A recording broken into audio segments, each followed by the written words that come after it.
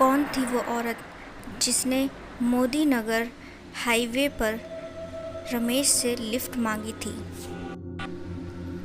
रमेश पेशे से ट्रक चलाने का काम किया करता था और उस रात भी जब तेज़ तूफान आया था वो अपने ट्रक को लेकर निकला था।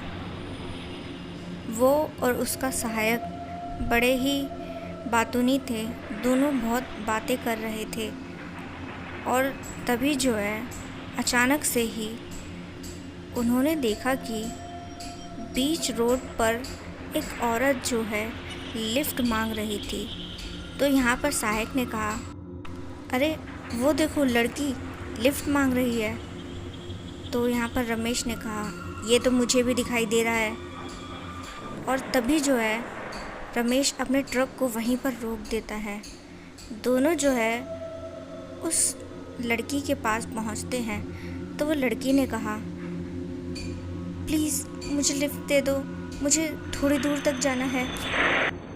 इस पर रमेश ने कहा, हाँ हाँ लिफ्ट तो दे देंगे, लेकिन इतना तो बताओ, इतनी रात गए इस रास्ते पर अकेले क्या कर रही हो। लड़की जो थी बताने में हिचकिचा रही थी और तब जो है रमेश ने उससे कहा, इतना सोच क्या रही हो, जल्दी बताओ तुम यहाँ क्या कर रही हो। तभी जो था अचानक से ही वो लड़की बोली, इतना भी नहीं जानते, इतनी रात गए एक लड़की इस रास्ते पर क्या कर रही होगी। वो लड़की जब बोली तो उसकी आवाज़ में एक अजीब सा भार था, जैसे कि एक साथ कई इंसान बात कर रहे हो। उसकी आवाज़ सुनने के बाद रमेश और उसका सहायक अचानक से ही चौंक गए। सहायक ने कहा जल्दी से, ये इस तरीके से बात क्यों कर रही है, अभी तो सब कुछ नॉर्मल था। तभी जो है रमेश ने देखा कि उस लड़की की आंखें अचानक से ही चमकने लगी थी। वो लड़की हंसने लगी। यहाँ पर रमेश जो था वो अपने सहायक से बोला, लगता है ये कोई इंसान नहीं है बल्कि डायन है। तो इतना कहने के बाद जो था वो लड़की उनकी बातें सुनने के बाद बोली, तुम सही कह रहे हो, मैं इंसान नहीं बल्कि डायन हूँ और आज मैं तुम्हें खाऊंगी। बहुत लंबे वक्त से इस रास्ते से कोई नहीं गुजरा था, लेकिन आज जब तुम यहाँ आए हो तो मेरी भूख मिटाए बिना यहाँ से वापस नहीं जाओगे। रमेश का जो सहायक था वो बहुत ही डरपोक किस्म का इंसान था। वो उस डायन की बातें सुनकर बहुत ज़्यादा घबरा गया था और वो बोला, देखो हमें जाने दो, हमने तुम्हारा क्या बिगाड़ा है, इंसानों को खाना अच्छी बात नहीं होती। इस पर उस डायन ने कहा, अरे मूर्ख, हम डायने तो सिर्फ इंसानों को ही खाती हैं, तू क्या चाहता है हम भूखे मर जाएं? डायन फिर से हंसने लगी और वो दोनों जो थे उनके पैरों के तले की ज़मीन खिसकने लगी थी। उन्हें समझ नहीं आ रहा था कि अब किस तरीके से उस डायन से बचा जाए। तभी जो है रमेश ने कहा, यहाँ से कुछ ही दूर पर एक मंदिर पड़ता है, मैं पहले भी इस रास्ते से गुजर चुका हूँ, लेकिन तब मैं बहुत छोटा था। तो तभी जो है उसने अपने सहायक का हाथ पकड़ा और कहा, चल मेरे साथ, हम मंदिर चलते हैं, ये डायन वहाँ कभी नहीं आ सकेगी।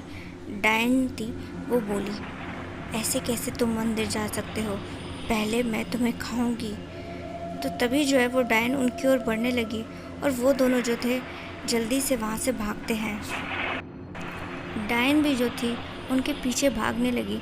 तभी जो था अचानक से ही रमेश का जो सहायक था वो भागते भागते गिर पड़ा और तभी जो है डायन आकर अचानक से ही उसके सहायक को पकड़ लेती है और उसे ज़िंदा निकल जाती है। इतना देखने के बाद रमेश जो था वो बौखला गया और बहुत डर गया। मंदिर जो था वो अभी थोड़ी दूरी पर था, इसीलिए रमेश को बहुत डर लग रहा था। उसे ऐसा लग रहा था जैसे कि वो डायन अब उसे भी ज़िंदा निकल जाएगी। तभी जो है रमेश ने देखा कि सामने की ओर मंदिर आ चुका है। वो जल्दी से मंदिर की सीढ़ियाँ चढ़ते हुए मंदिर में पहुंचा। तो उसने देखा कि वहाँ पर एक पंडित जी बैठे हुए थे। तो उसने उन पंडित जी को अपनी सारी बात बताई।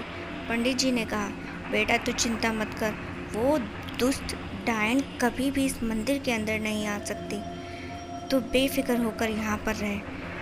तो यहाँ पर जो रमेश था वो पंडित जी के कहने पर उस मंदिर में ही पूरी रात गुजार देता है और उसने देखा कि वाकई में वो डायन जो थी उस मंदिर के अंदर तो क्या उसके आसपास भी कहीं नहीं दिखाई दी।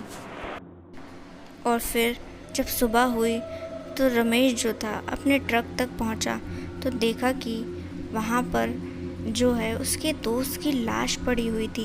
इतना देखने के बाद वो फूट फूट कर रोने लगा वहाँ पर बैठकर। लेकिन उस रोज़ के बाद जो था रमेश फिर कभी उस रास्ते से नहीं गुज़रा।